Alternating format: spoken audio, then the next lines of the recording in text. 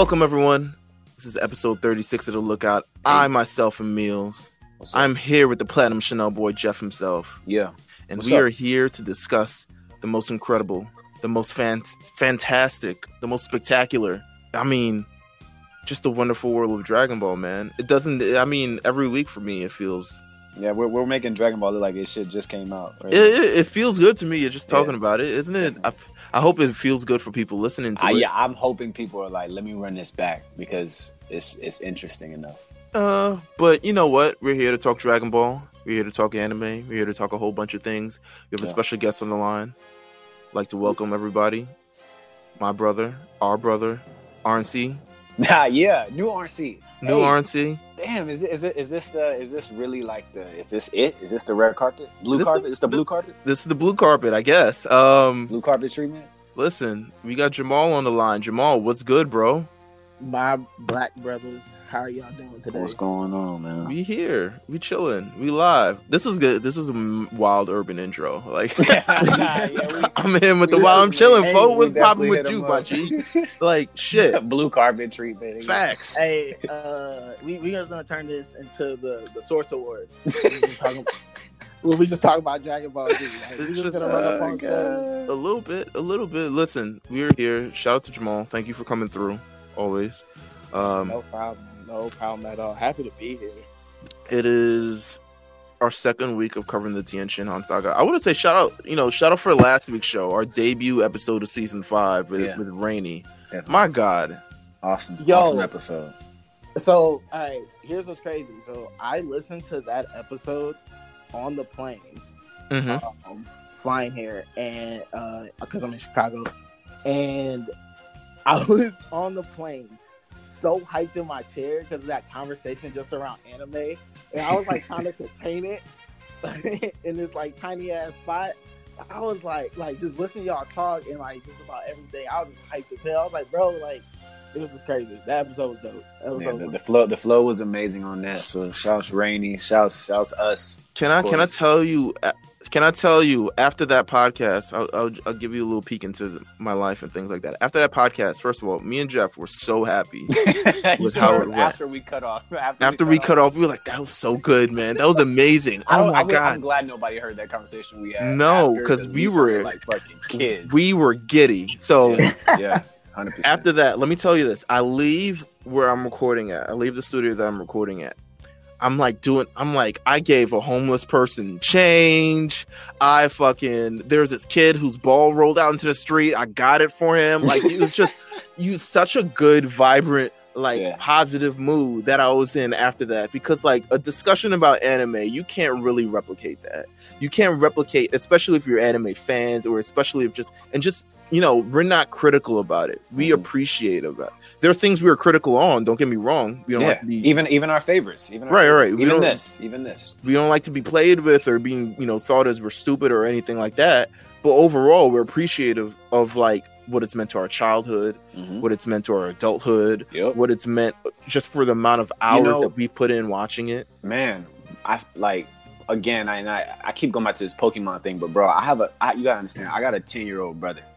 Okay, so to hear him reference things that I referenced when I was 10, when I was 7, when I came out, I was 7 years old when that shit got popular. So it's just crazy even thinking about that. Like at some point, my kids, will be able to watch Dragon Ball Z and be like, what is, it's just a crazy concept. Like how things last years and years and years, and it does make me feel extremely old, but it's part of the game, man. Yeah, bro. I actually just introduced my daughter to Pokemon. She's 3, and she fell in love with it. Like she was running around the house going Pika Pika, and it was just so crazy. I'm like, it's dang, crazy. Man, this is something that even to this day that I still love and enjoy. Is watching, just my own enjoy it too. It's crazy. It's a weird feeling. Crazy, man. For real. So. It's man, that conversation, bro. Just hearing you guys, just hearing other just regular cool dudes just be like, man, this is why I enjoy this so much. Being honest about it. Yeah, just being honest about it. Like, man, listen, I enjoy this, man. Like, this stuff is fun to me, regardless if sometimes you get those duds. It happens. It happens. Well, in terms of, talking about duds and just like memories and things like that, we like, of course, with every sort of new guest, this is your first time to the show. Congratulations. Thank you. Won't be your last. Won't be your last. Episode 36. But we definitely like, and if you heard the Rainy episode, you know what we like. Every new person, we like to get their intro story in Dragon Ball and kind of how you got into it, how you got into Dragon Ball, maybe anime in general. Just that sort of story of like, how'd you do it? All right, so it's kind of like a 2-part story. So when I was younger, we used to, me, my mom, and like my sister, we would come down to Chicago a lot because I have family from Puerto Rico and they lived in Chicago, so we'll go visit them. And I have like on like my Puerto Rican side, I really don't have a lot of cousins my age, so I was always with like my older cousins. And I was younger. My grandma watched all of her TV in Spanish, and I was like, I can't understand this, bro. So I would go downstairs and they would have all these like just tapes and DVDs of just anime stuff. And so I would just pop those in and just watch those. And it was like, well, these are the closest thing to cartoons I got. Yeah. So I would watch it. And at the time I was like really young, so I didn't really get to understand it. But I think that was like really my introduction though of like this style of this TV and and so that was kind of like my early introduction. But I really started like falling in love with Dragon Ball because me and my sister, we legit had a shared TV. And we had 2 separate rooms. So literally we would have to carry this TV to our room. It was on the TV with like the big butts. yeah, of course. Like it wasn't like big, but it was still heavy as hell. Yeah. So like I would take it from her room at nighttime and I would watch Toonami in my room. And that's when I really started falling in love with Dragon Ball. And I was like, holy shit, like, what is this? Like, these dudes are beating the absolute hell out of each other and they're transforming. And was like, it was just crazy, like just watching it. And that's when I really started falling in love like Dragon Ball. And it's like the perfect, it's just something about being that age or being a specific age. And then you start watching that shit, you're just like so amazed by the content and the words. You're just like, why is this shit so dope? Like, for real. And it's like, even just, I think one thing for me too was like the character design. Like, even like the kids on there, you're like, yo, this is like the coolest looking motherfucker I've ever seen in my life. Like, it's never too. I feel like there's the medium of it, right? It's like, sometimes you may listen to a certain song that is directed toward a specific demographic, or you may watch a movie even that is catered towards women or whoever, men in general, whatever. But for some reason, man, one thing that I've noticed is like, it just, anime in general, a lot of times anybody can really like get into it, and it's there's like this nice medium there where it doesn't. Nothing, even scenes, even emotional scenes where I cry, over animation, or lovey scenes or whatever. Like, they create these shows like they're trying to win, huge awards. You know what I mean? Like, it's just, the content is unbelievable. I think that's what people need to understand. Like, it's not just visually a cartoon. There's a lot of story and a lot of emotion attached to it. Yeah, there is. And, it's crazy just watching, not even just Dragon Ball, like you said, just anime in general, like, how deep they get sometimes. You just got like, dang, bro, like, I thought it was just about... I'm telling you. Yeah, it flipped the whole script in you, like, 20 episodes later, or 20 episodes in, somebody's dead, and then 20 episodes ago, you were thinking this was some cute adventure about...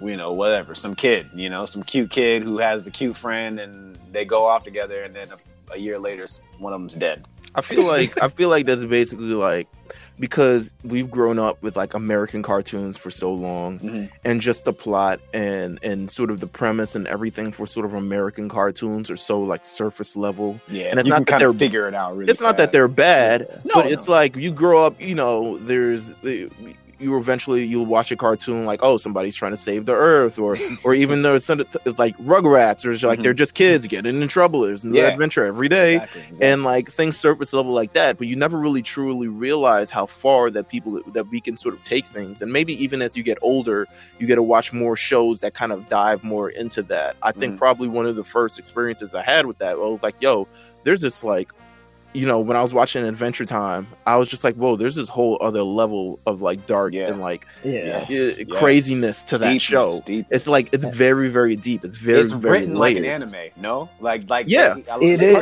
Cartoon Network actually did that a good bit. I don't know if people like, well, I don't want to say Cartoon Network because they are the company, but the writers of these shows, and even regular show, Adventure Time. I don't know if you guys were in the Steven Universe. Steven Universe is one of the deepest shows. Like, so I've heard a lot about it. I've never watched it. It's really good, but like the storytelling is it's borderline like anime-esque. You know what I mean? Like, and truly, I think that really comes with how big anime has become in general, just in, you know, pop culture. Yeah, film, live action is what it is. I told a homie a few years ago. I said, you know, at some point, man, don't get me wrong. I mean, superhero movies are probably always going to do well and sell well, but Hollywood's going to be looking somewhere else, right? You know? These stories are already told, and they're already in depth, and they're already very, very good. Now you just got to put $200 million beside it, you know? I think you know, I want to give props to all the creators who at least like, listen, we don't want to sell this show. We could sell the stupidest show ever. And not to say these shows are stupid, but like shows like SpongeBob have made money forever. Like it just is what it is. Yeah. But you want to be able to be a formative part of people's actual lives and take them through the journey, and then actually have them grow up with the show. I mean, I feel like you go through these things and you learn about these different relationships with people. Some kids may find out about love for the first time watching an anime, and just how strong this can actually be, or like, or like how truly destructive someone can be to themselves or to others around them by just really absolving and absorbing the things that come from anime and a lot of other different shows. It's kind of up to the creators to decide, like, yo, let's put a little bit more into this. Let's put a little bit more into just the plot and like the weight and like everything sort of moving forward to that, because you know, we owe it to our audience to make a smarter audience. We don't owe it to sort of continue to dumb down society and make it this continued like microwave kind of, you know, society where it's just like, okay, it's turn in, turn out. It's the stupidest thing ever. Yeah. We owe it to people to give them these experiences and teach them things and have them feel things that they never felt before. And I think that's what a lot of anime, even in my years now, I'm just starting to get into anime now, a lot more anime. And I'm just like, whoa, this is kind of, and I can appreciate it now being almost like 30 years old. I can appreciate it in a different way, and I can appreciate it for entirely in the totality of it all. Whereas maybe as a kid, I didn't now, I wouldn't have then, but I can appreciate it now. I'm like, whoa, this is great storytelling. And I kind of wish I would have had this maybe when I was 15 years old, or maybe when I was 16 years old. So, you know, I think it's an incredible thing. Anime is very special. It's very dope. Dragon Ball is very, as far as three of us, I feel like there's a number of like qualifications to be a very, very cool friend of mine. And one of them is Dragon Ball and knowing it. Other is like, you know, Pokemon, wrestling, etc., etc. Right. And got two other people in the room who I couldn't be more excited to talk about this with. What other animes are you into, Jamal? Like, what would you say your other animes you're like, yo, I really love this? I'm a huge Cowboy Bebop fan. Okay. I think that was like obviously Dragon Ball was like the big popular one, but like Cowboy Bebop was the one where I was like, holy shit, like this is what like anime is, and my mind was blown.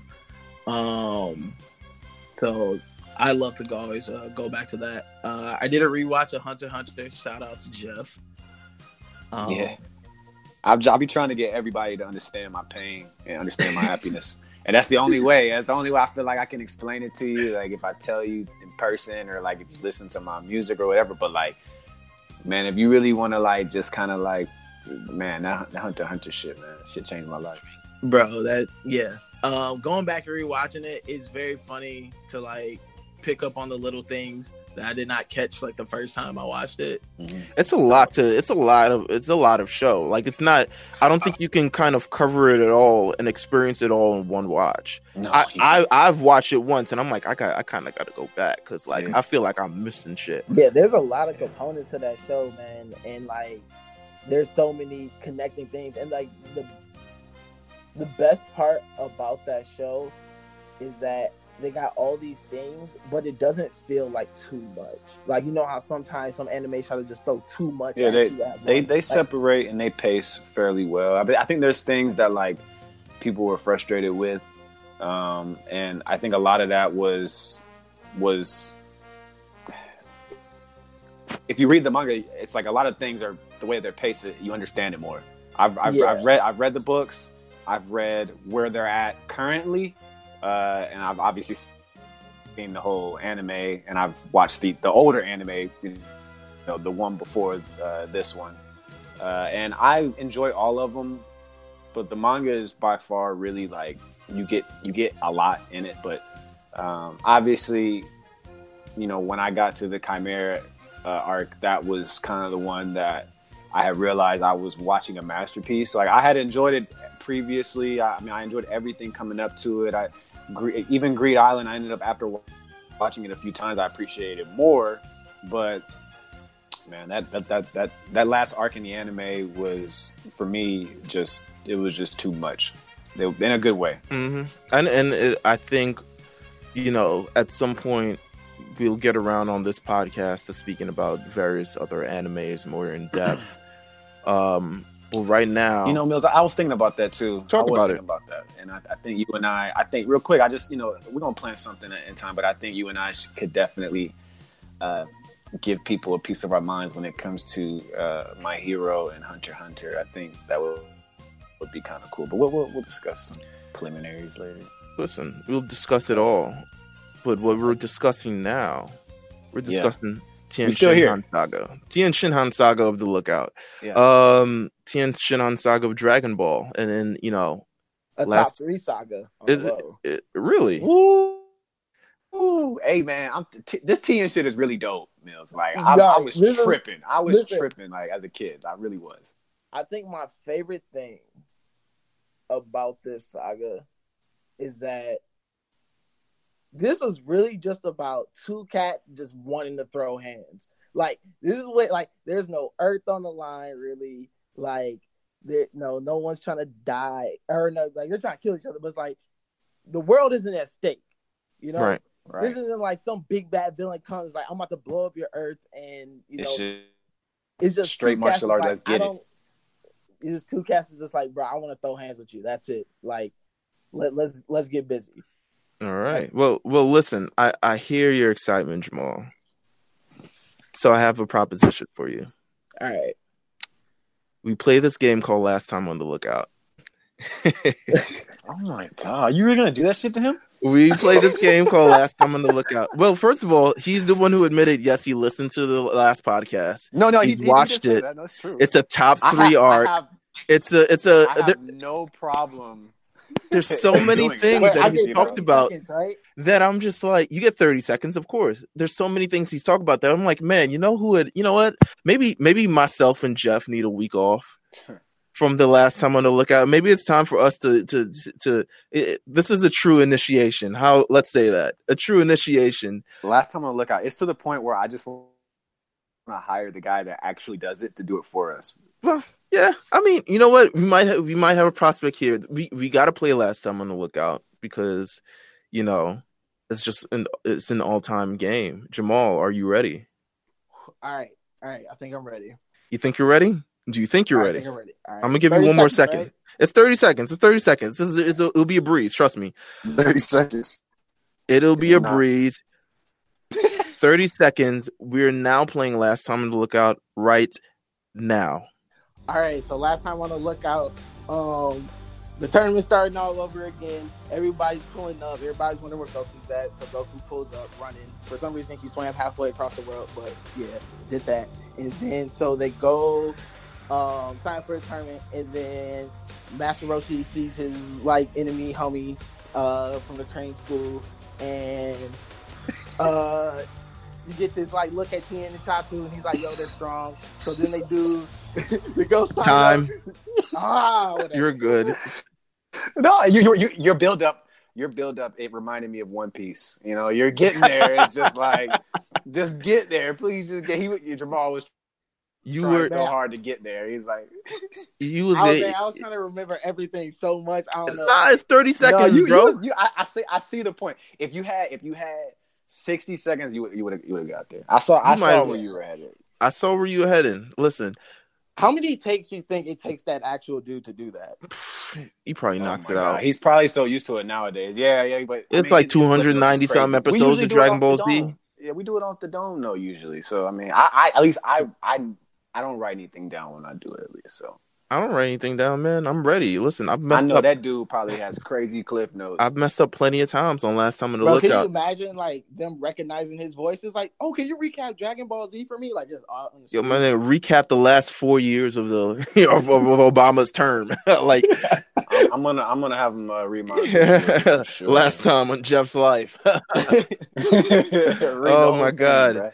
Thing, Last time on the Lookout. Yeah. What's up, man? We here. I think the last time we talked about, at least what we capped off was the the very one-sided battle between Tien and Yamcha. I want to ask Jamal if he has any thoughts on this because it's just so critical and sort of really getting across the character of Tien and getting across the brutality of it and just everything. I mean, I think the three of us last episode, we wrapped it up very nicely, but I would like to get your thoughts on it in terms of what you thought about that battle.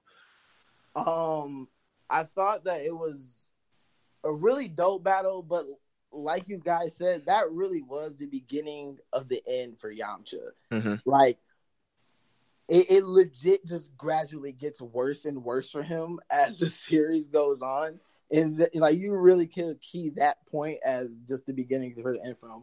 But it was just weird because they made him look so strong, right, for a good part of that battle, and then it was just at the end, he just gets smoked.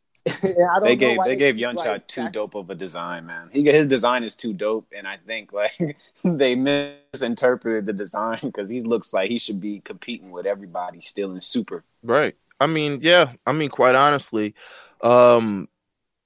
Yamcha's out. Yamcha's officially out. His leg is broken. He's unconscious. He gets sent to the doctor's office. But now we have to start sort of the next match in this entire thing. And it is the Man Wolf versus Jackie Chun. And Man Wolf. This is how we're starting this episode off, guys. I mean, we gushed a lot about Man Wolf. Is he a man? Is he part man? Is he part wolf? Him too much. We gave him an extra 30 seconds extra. We should have. I mean... Yeah, bro. It's a layered character. I don't know. He is layered though. Oddly enough, yeah. He's layered. Have we figured out if he was if he was the same Man Wolf? Okay. Well, he got hot for being called Wolfman, right? Like he got mad. He did. But listen. I went and checked out. I think it was BoJack. It was BoJack. It was one of the BoJacks. It was Unbound. It was BoJack Unbound. Yes. And now he's there's a character in the film with a less bit of a design. Like the design is not the same, mm-hmm. but it's technically, I don't think the character is listed as Man Wolf, but fans have kind of just accepted that it is. They've made him Man Wolf. Whoever this guy is in BoJack Unbound, the design is different, but obviously the time frame is different too. So I don't know. I'm gonna say it's him. Man Wolf has a large grudge against Jackie Chun for something that happened a little long ago at the last tournament. He hates that nigga. But 3 years ago. And there, Tien finds out beforehand. I don't know. He just does. And hopes that, okay, let's see what Jackie Chun has to kind of offer in this entire thing. Now, what do you guys think was this kind of point behind this Man Wolf versus Jackie Chun? It ends in a pretty non-conventional way, especially for a martial arts tournament. Mm-hmm. I feel like all these kind of matches end in a very unconventional way, especially in the first round. Yeah, I feel like this was some type of, I guess it's some kind of comedy relief, but I don't really know if it's like, I don't know, man. It's very like still to me. It's just it happened because it had to. Yeah, I feel like the same way. I think it's like I wouldn't call it comedic relief, but it's like it's like they're trying to give us some type of comedy because they knew it was just gonna gradually get way more serious as the series goes on. So they're kind of like, hey, here's like a comedic episode here. Yeah, I think you know what I do. I think it's a little bit of comic relief because of what happened in the previous episode. Like Yamcha gets essentially destroyed. The nasty leg is the tone eventually has to shift. So they kind of add in this Jackie Chun character and also Man Wolf. I think Man Wolf's entire beef from being 3 years ago, and it's not even a beef of over like he killed my family or he's beaten me like 2 times and I gotta get back to him. It's like, yo, you destroyed the moon and now I'm a wolf forever, man. Yeah, like what is wrong with you? Wait, like the true underlying emotion under that still was I'm a wolf and I can't get honeys anymore. Like this really was just a battle of horniness. Like you put the two it really was. Wow. It was the 2 horniest dudes in the tournament just battling against each other. Like I did not think about it like that. But Roshi was getting distracted like the whole time because he knew that Man Wolf. I mean, I don't know how Man Wolf got there as opposed to like Dinosaur Man or like Dog. All the characters in Dragon Ball that you just kind of see off screen, like Cat Boxer, whoever. Like Man Wolf gets here. He has a beef with Jackie Chun. I assume he trained to get here because it just is. I assume so. Yeah. The hate was just so strong that he managed to survive the rest of the tournament. His beef is over that Jackie Chun destroyed the moon in the last tournament, and he destroyed the moon for the purpose of making sure Goku transforms back from a giant monkey or giant ape rather into a little boy again. Because he was demolishing everything. But now that there's no longer a moon, he can't revert back. So now his beef from Jackie Chun. Sorry, not Master Roshi, Jackie Chun, completely 2 different people. Now his beef with Jackie Chun is like, yo, my guy. Yes, I also can't get honeys. Like, this is crazy. I'm going to kill you. But it's a really one-sided thing, and it ends up being kind of a showcase of what Master Roshi, the kind of skilled. It's not even like a skilled master, but like the skill, like sage, like the sage of a human being who's like wise beyond his years. And it's really something that Tien is watching because Tien has to face him in the next round and someone he has to test his skills against.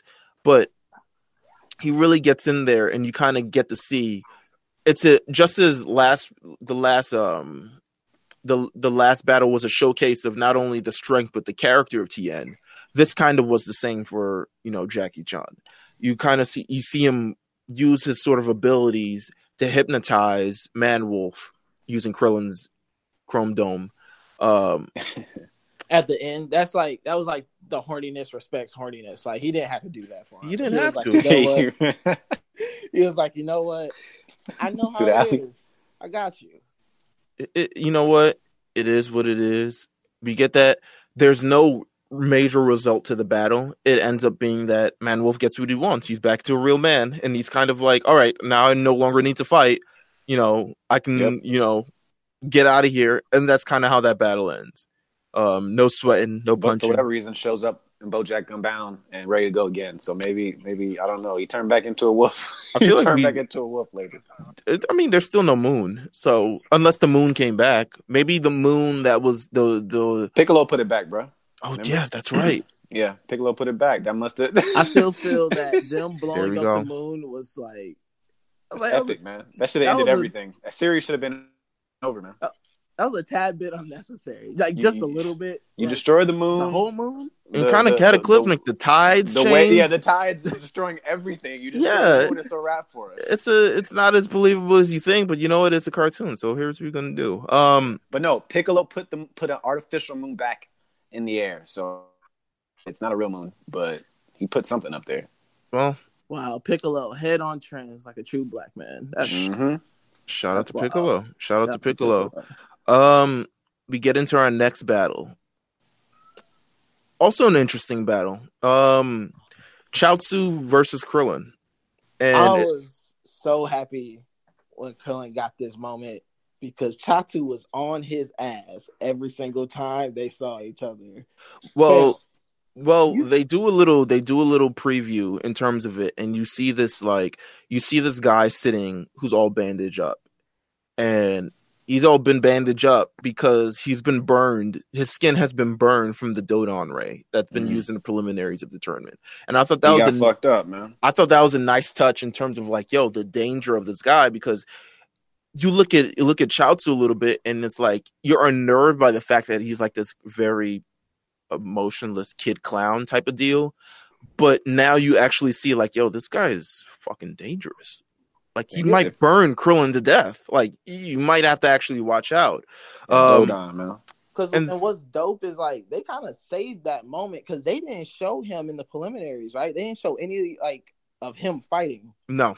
So this is like the first time you really get to see like what this little dude can do. Right. And, like here's this dude completely bandaged up, bandaged up to the point where servers aren't trying to go near him. Mm-hmm. You know, and it's like, damn, like he can do this, and now it adds so much more intensity to the fight because you're like, yo, like I don't know, Krillin got a chance now, like he's doing this.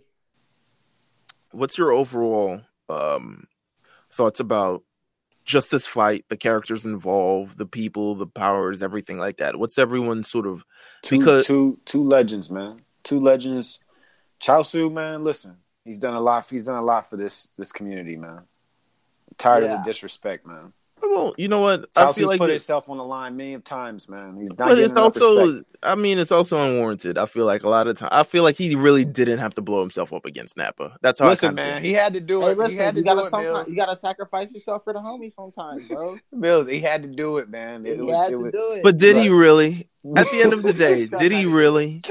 He died once. He died once at this point. Now he's died twice. Now he's gone forever. He can't help that. This is his ability, man. Yeah, he can't help this. His ability is to explode. That's just what he gave himself, man. By the way, one day we gotta talk about that scene again because we're gonna talk about it. His little head turns around and just looks at Tien. Sorry, but yeah, crazy. Go ahead. This battle for me is kind of. Once again, it's an unconventional kind of battle. This isn't the sort of martial arts we got in the last tournament, at least not in this sort of round. And I think the last tournament featured a lot of, you saw Jackie Chun versus Krillin, you saw Nam versus Goku, and a lot of these things are kind of like a fight for their lives. Krillin versus Chiaotzu is it's sort of a mental battle, and it's sort of like a battle of like who's edging it. This isn't so much a battle of like fights as it is a battle of like fortitude and like sort of who is better than the other, just in general. Yeah. Because there isn't, I don't think I can remember there being an actual exchange of blows or anything in this fight. And you kind of get a look at the sort of how Chiaotzu fights, and he's not really a martial artist at all. No. He's kind of like he's a strategist. He's like this psychic kind of like dangerous, someone who uses a lot of powers. This man is Mr. Mime, dude. He's the first person.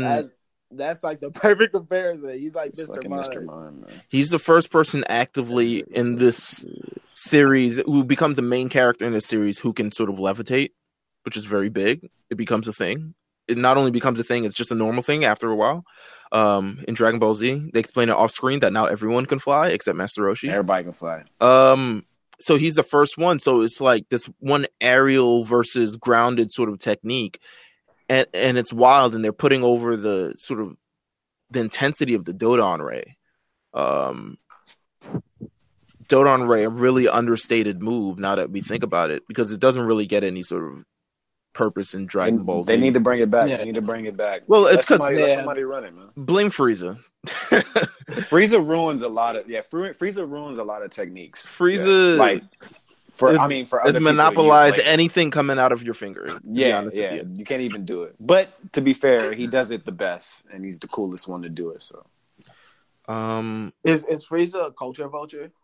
Man, that's I don't know. Because to me, I feel like Frieza is one of the first I'm that motherfucking bad guy around here. I'm the bad guy. Like so it's tough the for me bad to guy. say. Yeah, it's tough for me to say. I just feel like, I don't think Frieza, he is. yeah, I don't know. He's such a badass that like he probably thinks everything is his anyway. So Yeah, I think if he noticed it, I'm surprised he hasn't tried Y'all to Kamehameha wave at yet. first, To be honest, I'm like, it's more of a you made it a hot line, I made it a hot What? song kind of deal. Yeah, exactly. There you go. Oh my god! But I mean, Death Ball is really like, to me, I look at Death Ball like the minus to Spirit Bomb.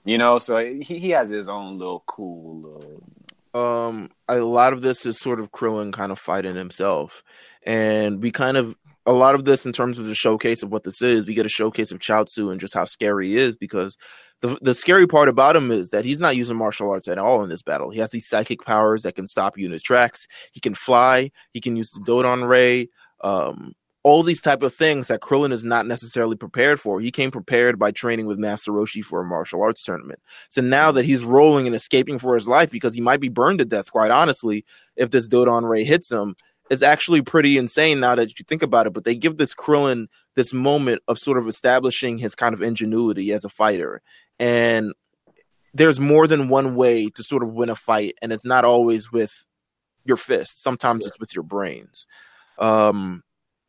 And I think it's cool because Krillin does have that moment where you see the switch in him fighting, in a sense, like you said, like a physical martial arts fight, and then now he has to become that strategist. Like, oh crap! Like he has to now start thinking 2 steps ahead. Right. Mm-hmm. Well, go ahead, finish up.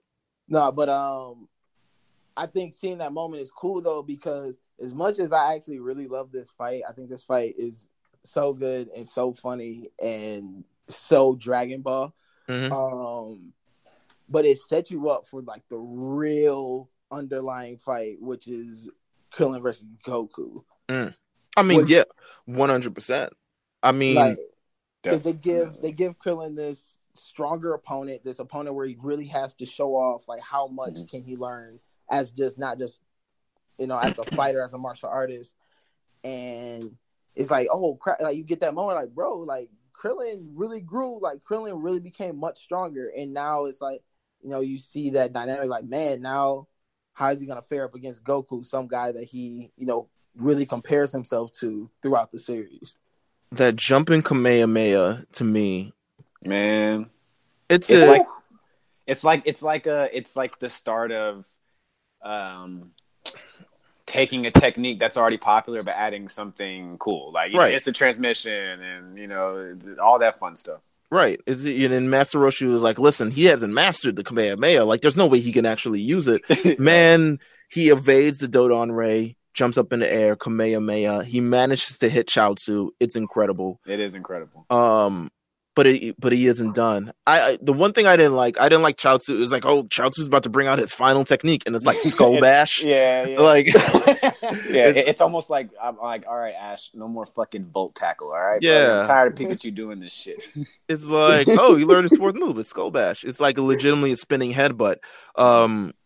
But he tries to get it under Krillin again with his psychic techniques, and his psychic techniques is kind of what has got him as far as his psychic techniques is what got him against Krillin. To be honest with you, I mean, we whipped over it the last episode, but it's really Chiaotzu who uses kind of his powers to determine the order of this tournament and say, like, listen, I want this guy. Listen, you need to face this guy, etc., etc. And you see it sort of previewed in that, but now we see it in a battle form and how dangerous it can be. Krillin almost gets beat here. But eventually, he has to, once he like we mentioned earlier, he has to make that switch. He's like, listen, it's not always about winning fights with your fist.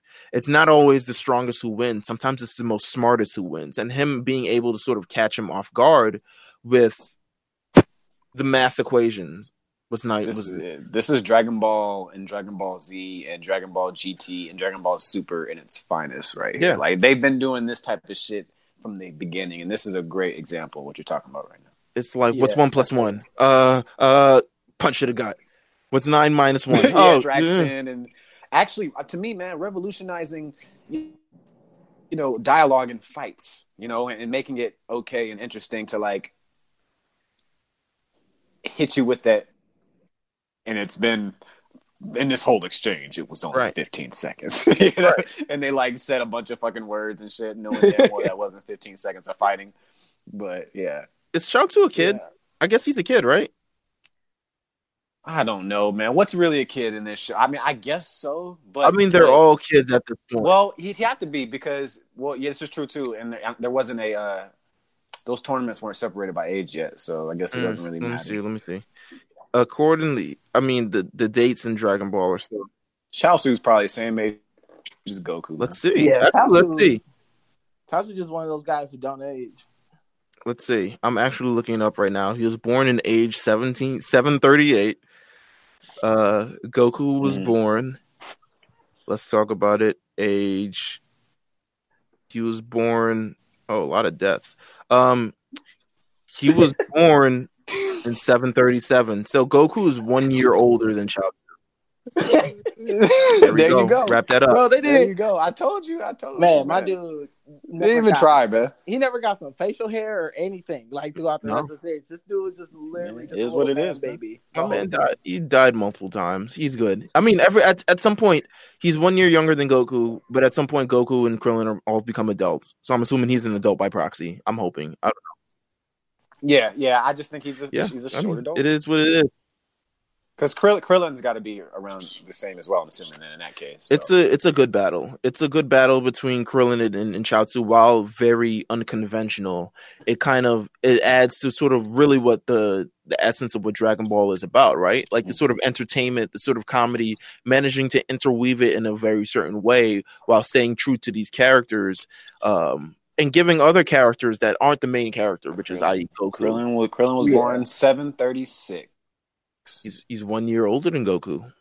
Krillin's OVO, man. This nigga was born October 29th, man. Okay. Oh, whoa. Give him the OVO chain. OVO Krillin. All right. I hear that. Oh, Mr. Satan was born the same day. He OVO too. Look, I honestly, once you're on once you're on the Dragon Ball Wikipedia, you get to these places where like I click on Krillin's birthday and then it tells me who else has the same birthday, and it's fucking Hercules. Oh my god, that's a nice little tidbit. It is. It's kind of cool, I guess. Yeah. During this entire fight, we learn a little bit of backstory that takes this entire sort of battle to a kind of new level. We learn that Goku, well, at least we don't learn that Goku, but Tien Shinhan learns that Goku at one point fought Mercenary Tao. We learned that Mercenary Tao is Master Shen's brother, and Tien learns that Goku has killed Mercenary Tao. So the funniest thing about that exchange is Goku getting real mad that they trying to take that kill away from him.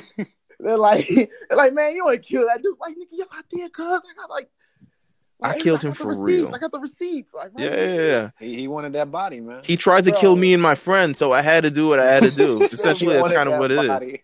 Like, bro, there, even Jackie Chun, like, he was like, bro, you ain't kill him. Like, shut up, stop talking. It's like, really, bro? Supposed to be my guy. You over here, you discounting me too? All right, whatever. Well, listen, it's because Mercenary Tao, and this is the greatness of Mercenary Tao, and I love Mercenary Tao. It's your boy.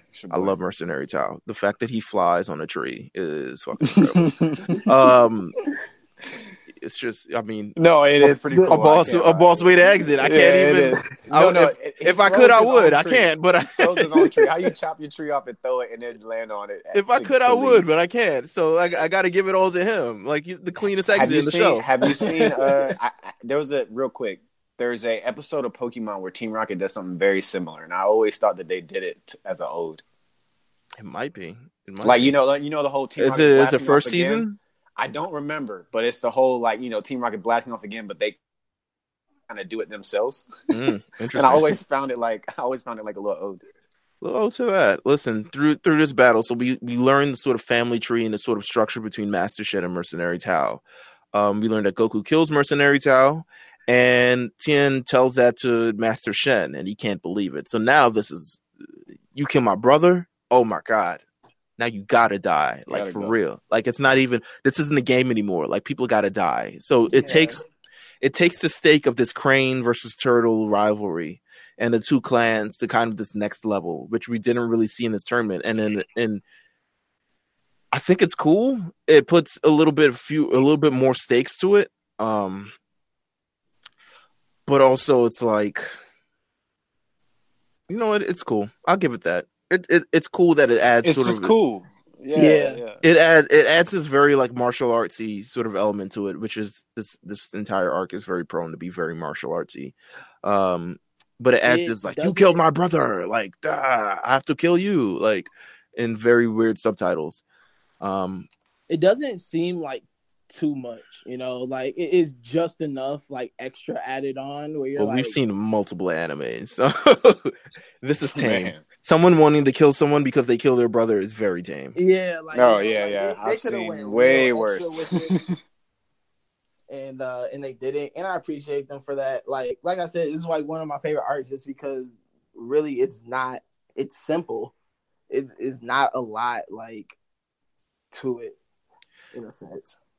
So Master Shen decides I'm gonna kill Goku in his sleep. Like, this is dumb. Like, it's we're not waiting anymore. He killed my brother. Like, do you understand this? He killed my brother. Like, RIP mercenary Tao shirts.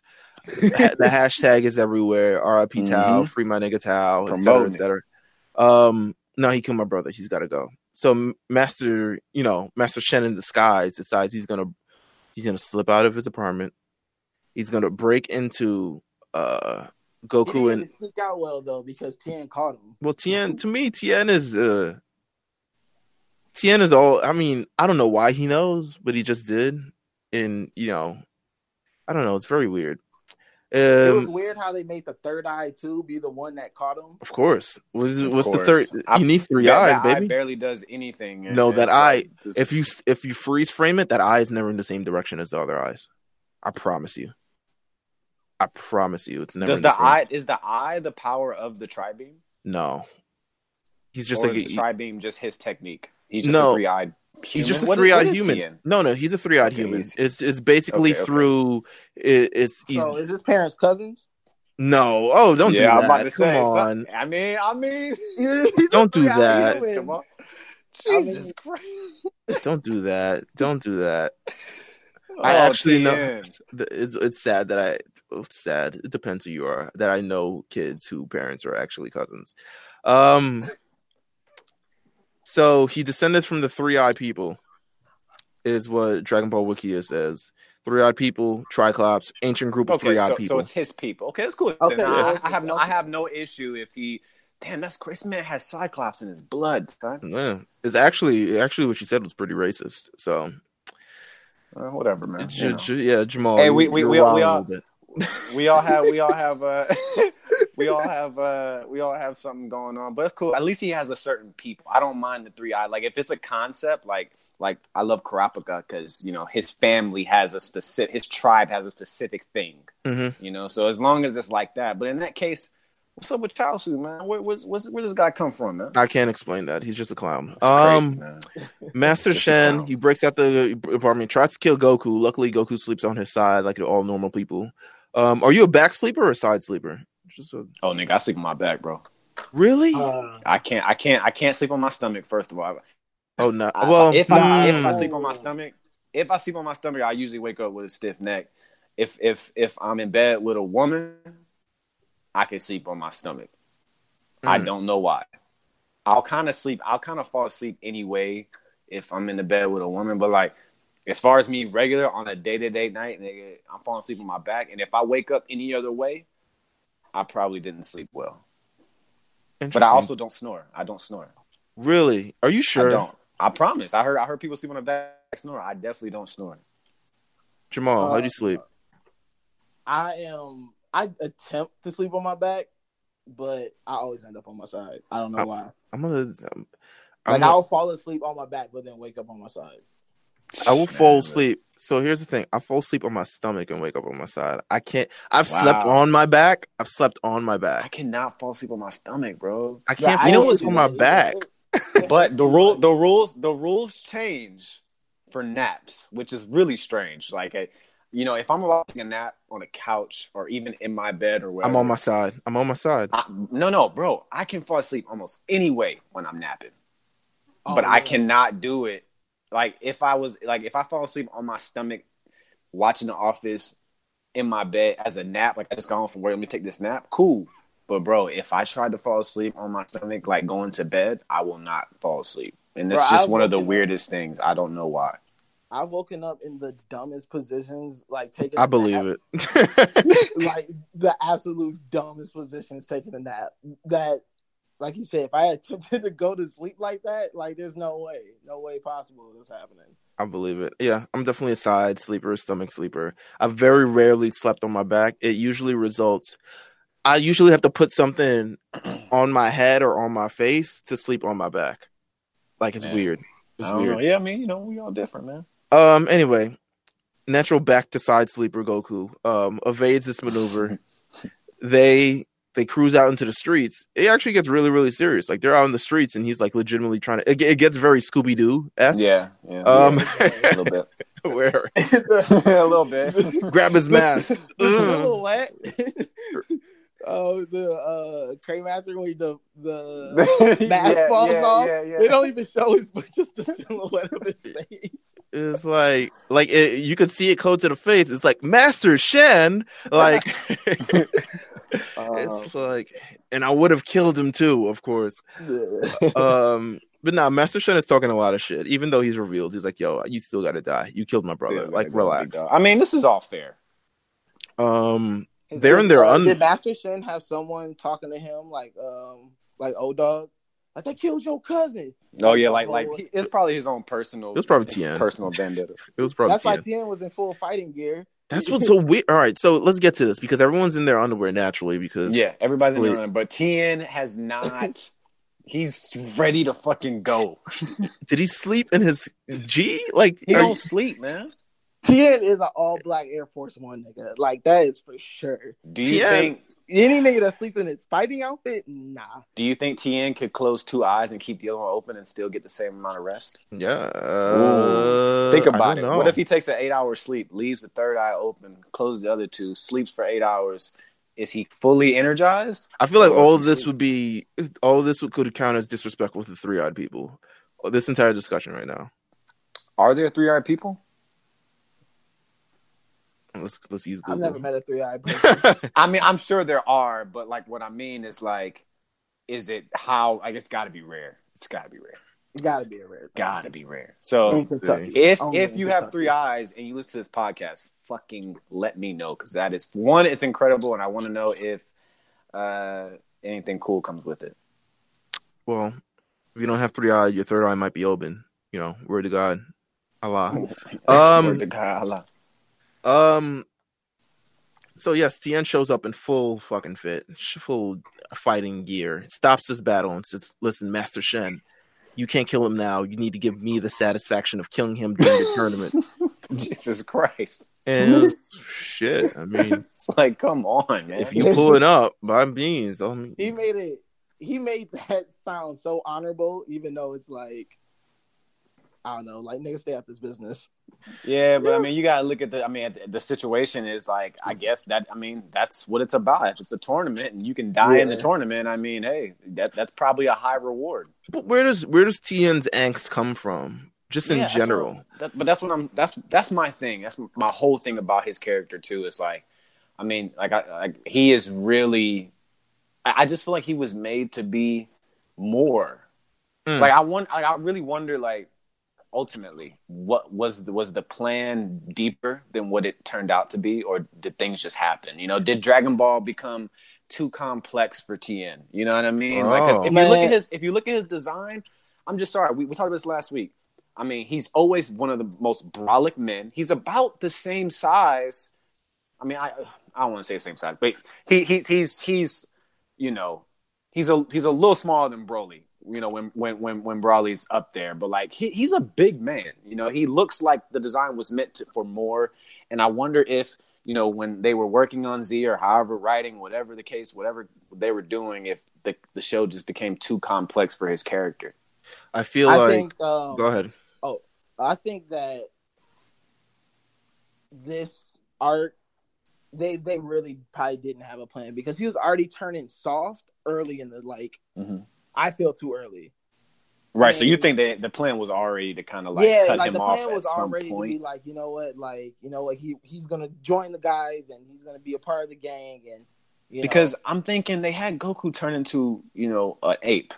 So I'm assuming maybe the Saiyan stuff was written probably fairly early. I don't know. They may have plans for it. I could see them having plans for it already, but not having things, all put together in terms of side characters and how side characters would be a part of it. Yeah, I was just saying that the ape thing is so distinct with being a Saiyan. I'm just curious if, like, when they wrote the Great Ape episodes, like, I wonder, if everything was already. That's type of stuff you just want to pick people's brains about, Yeah, I hear what you're saying. So I think with Tien, I'll say this. I know from like interviews with Akira Toriyama likes Tien a lot. And he stated in various interviews that he wished they did more with Tien.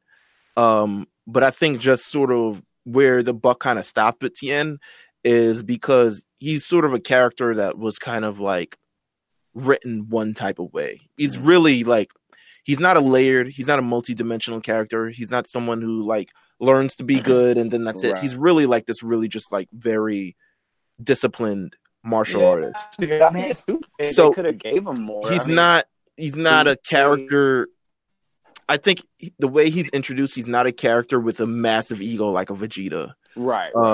Nor is he not powerful or mysterious to that extent. I think he's just because a lot of things with Dragon Ball doesn't continue, and I think a lot of it is because a lot of it is like they're making these martial arts characters and they're making these sort of characters with these like, oh, I want to be strong, so I want to be to fight. But I think in Z is where they decided, yo, let's really kind of dive deep and really kind of flesh out these things. You learn about the Saiyans.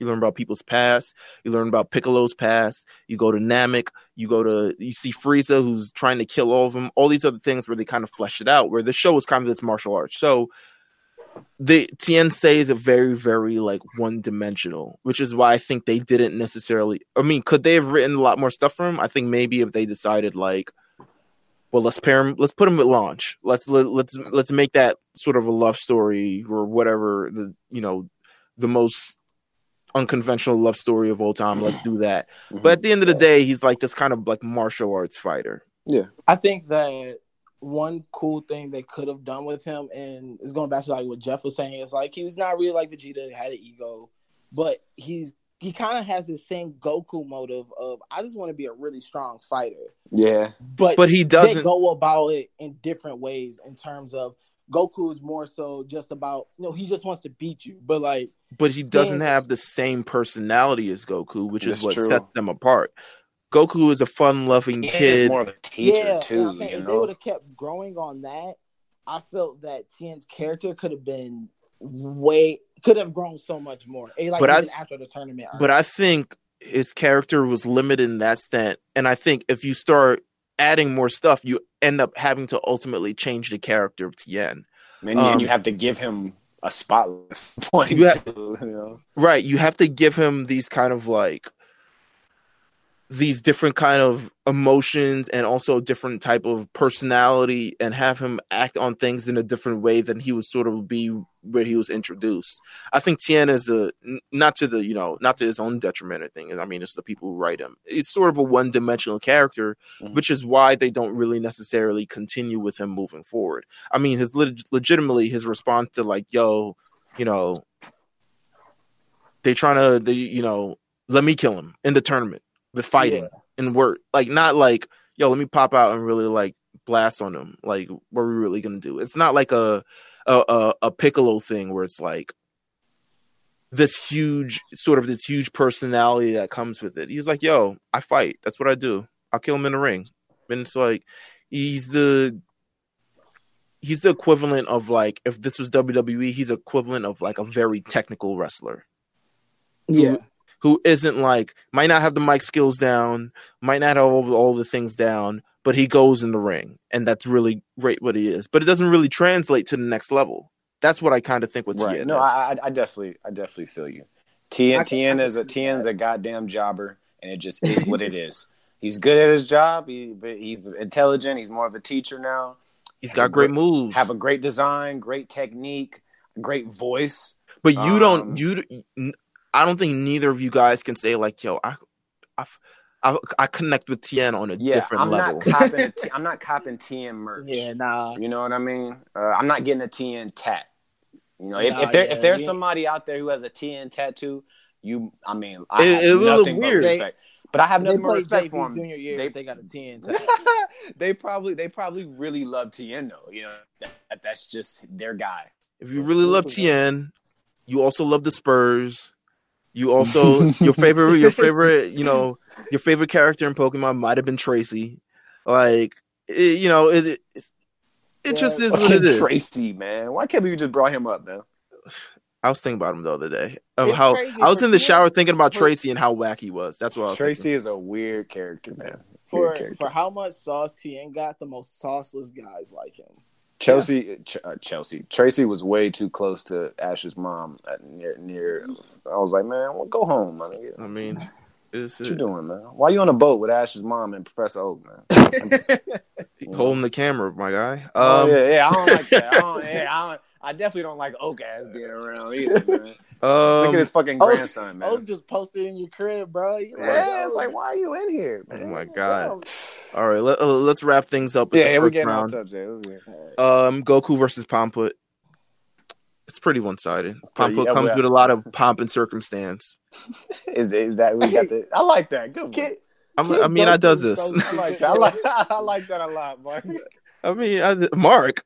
Oh my god. Oh my god. Meelz. I've heard you call Mark Meelz on the podcast. It's gonna happen, bro. My god. Now I feel different. I feel a type of way. But listen, when Mark does it, or when I do it to Mark, he just lets it go because he knows I can't stop that, bro. Listen, you guys both have M's, both like Meelz, Mark. I can't do it, and I'm not calling you Jamil. So. Damn. I mean, when I do text you Jamal, it's because I just got a shiny or like some crazy shit is happening. Listen, we could talk about it as well, but yes, Goku owns Pamput in a matter of seconds. But the way he does, it's incredible. And you kind of they kind of at the last battle of the first round of the tournament, you kind of get to see like, yo, this. Like he might be like on another level good. It's to the point of like where Jackie Chun Master Roshi is like, yo, he might be like better than me. The one, yeah. I think they start sprinkling that Goku shit, man.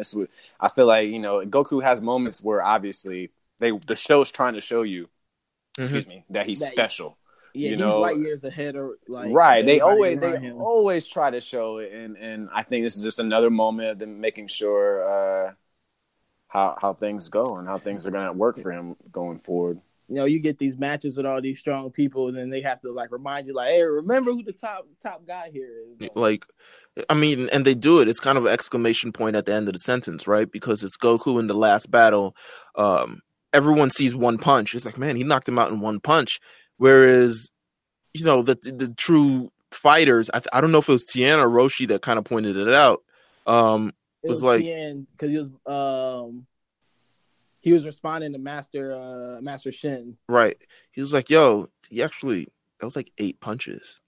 Like, that's crazy. Like, you might be much better than I'm giving him credit for, which I think is what Tien says a lot in this thing. Is like, yo, these guys are actually better than the jobbers that I think they are. But that's the end of the first round of the tournament. We get the advance. We see Master Roshi, Jackie Chun advance, Tien has advanced, Krillin has advanced, and Goku has advanced. And we get an interesting next round to the tournament where we're going to have Jackie Chun versus Tien Shinhan. Interesting battle right there. And then also for the first time ever in this arc, in this series, we get Goku versus Krillin. Yeah. What a great moment! I think it's amazing moment. You would have thought they would have done it in the previous tournament. I actually looked it up. I was like, yo, didn't they do this before? I was like, no, they didn't. Yeah. Whoa. I looked it up too because I thought at first I thought they did. Like I was thinking about it. I was like, fuck, because I didn't never fought before this. What's going on? I don't know.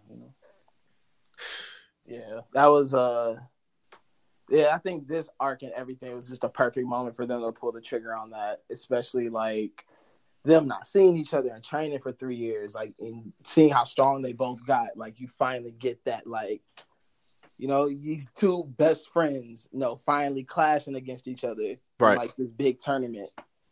Right. And we get, so this essentially ends the first round, and we got a great showcase of everyone in terms of Tien Shinhan. You got to see the brutality of it all. With Master Roshi, Jackie Chun, you kind of got to see, like, whoa, this guy is like a sage, kind of on another level. Like, the way he works is he's wise beyond his years, and his powers extend a very long time. With Krillin, you can see that despite even being at a disadvantage, he has the ability to think his way out of situations. And then you see Goku's just like, he's just butt shit strong. And it's going to be hard to beat this guy because he's just got this natural ability as a fighter. For the rest of the series and the next series and the next series and the next one. And the next one after that. He's just too good. Hey, I'm very happy they did do it this way, though, because imagine if they switched it up. Imagine if they had Jackie Chun versus Goku again, and then had Tien versus Krillin. That doesn't have the same effect than this matchups that they have here. No, they definitely had to push the envelope. They had to push the product for sure. What would you have thought about? Wait, which matches did you say? It would have been a rematch between Goku and Jackie Chun, and it would have been Tien versus Krillin. See, I don't know if I'm fully upset with that. I don't know. I want to hear why you wouldn't be upset with it. It ends with the same result. I'll say that. Well, yeah, definitely. You kind of get to close the chapter on, because after this, Jackie Chun effectively like retires. Like, he's not back. He's not back in the next tournament. He's not back really fighting in any tournament after it ever. To sort of close the sort of chapter on the like, yo, master, fighter, all these type of different things, like how that kind of go. I think it would have ended up the same result with, you know, Jackie Chun eventually succeeding to Goku. But then Krillin versus Tien, I think, is actually the way more interesting fight. I think Krillin fighting for his life, Tien pulling out all these techniques, seeing that he can't necessarily, you know, Krillin trying to think his way out of certain things, Tien kind of showcasing even. We see the power in Tien versus Master Roshi, which we'll talk about in the next episode. We see the power there, but I think we would see even more if he faced Krillin, because Krillin would be going all out. I think Jackie Chun kind of held. Desperation would be different. Yeah. Jackie Chun kind of held back in a sense, and we'll get into that next episode, like I said. But Jackie Chun kind of held back in a sense because at the end of the day, he wasn't trying to win this match. He was just trying to convert Tien. Yeah. Whereas Krillin, that's real.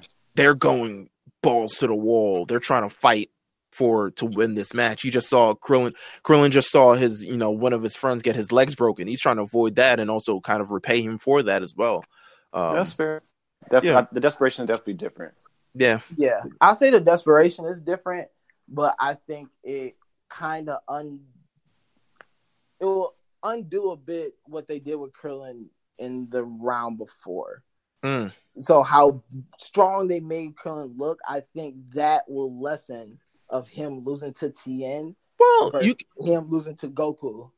You can have him lose strong. So I'd say this in terms of just the Goku versus Tien vote. Meelz about to start booking. He booking Goku now. versus Krillin. Well, yeah. You can make Krillin look strong in defeat to Tien.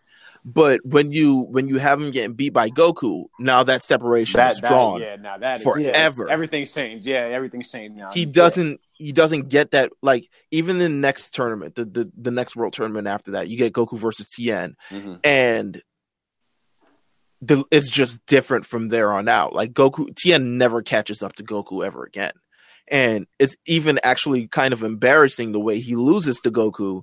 He gets his pants thrown down to the ground. Like, you know, Goku decides I'm gonna take off my shirt and I'm immediately faster and stronger. Things change, man. Things change really fast. Yeah, it gets really, really wild. So when you put that in, I think the way if they did Goku versus Master Roshi, you kind of leave the mystery of like, okay, maybe Krillin gets stronger, they fight in the next tournament, and that's kind of where you see it kind of like finally build to a thing. And if you get Master Roshi's retiring anyway. He's doing his last match. He's getting his send off anyway, and this is a good way to send it off without hurting anybody else. I think the Goku versus Master Roshi. Only reason why I don't like that because I think it's better for Master Roshi to like his shining thing is that he beat Goku and Goku never beat him. Like Goku didn't get that. That's true.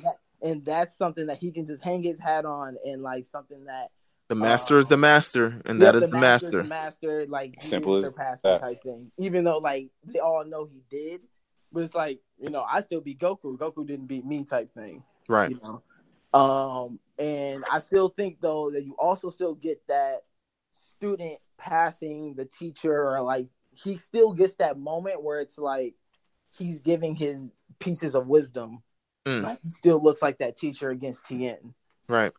And so you get that kind of best of both worlds of, he has this great thing he can hang his hat on, but like even in defeat, he still looks like this, grand, wise, old master. Like, I mean, he does look that. And I mean, and that's kind of what happened. We got to look forward to that the next episode where we start breaking down the matches in round 2 of the tournament. We getting there, man. We're getting there. Want to thank Jamal for coming by to the Lookout for the his inaugural episode. You probably be back. You coming back, man? You coming back? Yeah, definitely. Definitely. He'll be I'm back. so happy. I was like looking forward to this all week. So this is, I was prepping. Like I was taking notes. I was rewatching episodes. I was catching little things. Like, oh yeah, bring that up. I was like Stephen A. Smith with Dragon Ball. Oh my God, Jamal, where could they find you and follow you? Find me on Twitter at Jamal SLM. So JAMAL SLM on Twitter. Nice. I don't have an IG yet, so that's okay. Yeah. That's okay. Shout out to Robbie. That's okay. Hey, Jamal is RNC, so don't get it twisted. Okay. Thank you. Don't get this shit twisted. Thank you, Jeff. It is a fact. Jamal is RNC, so AKA anybody on the fucking timeline. It doesn't matter anyways because I told Meelz a few weeks ago after I had to erase that dude from existence.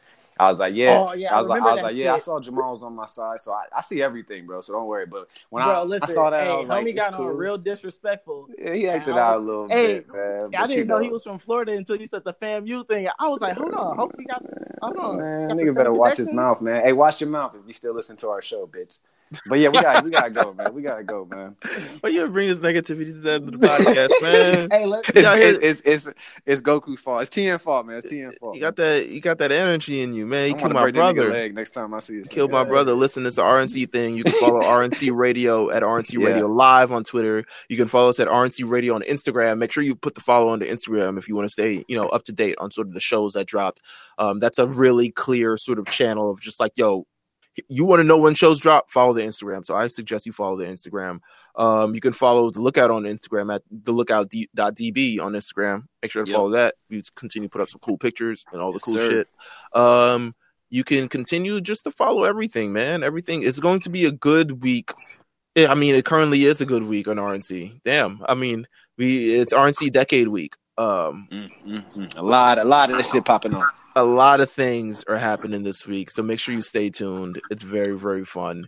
We got a couple more episodes left. Really, this is not a long season, so make sure you stay tuned. Every episode is very pertinent. It's right. It's very important you listen to each episode because it's going to be gone right before you know it, man. This is not a long arc. But until then, I am Meelz. Follow me at MEELZ TV on Twitter. That's Meelz TV. You can follow Jeff at The Old Newsboy. Yep. Actually, at Old Newsboy. I didn't mean to put the, man. Not really the, but it's okay. Not the. Yeah, you can follow him at Old. I was feeling myself a real bit. Old Newsboy, Platinum Chanel boy, whatever. If that pops up, you're in the right place. You can hit the follow button right there. And follow just everyone RNC, man. Follow Jamal. Follow everybody. We got a lot more Dragon Ball to talk. just stay tuned. We will be back. See you guys next time. Yeah.